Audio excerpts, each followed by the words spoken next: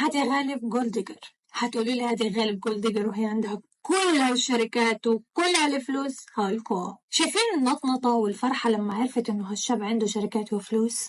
هذا حال البنت الجولد ديجر بالضبط.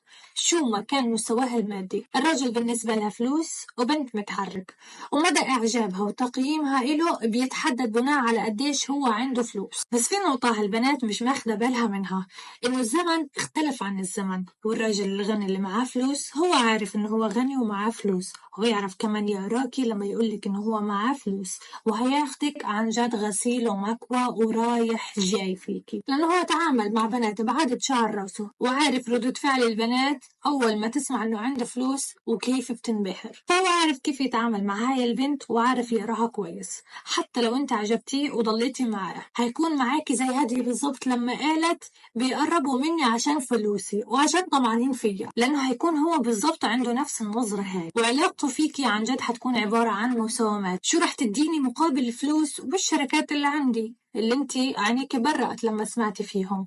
فيا ريت البنات يصحوا ويوعوا إنه زمن إنك تضحكي على الراجل عشان هو غني خلص بح انتهى في التسعينات عن جد. ولا انت شو رأيكم؟ اكتبولي بكومنت، بسطوها معايا، ما تعقدوهاش.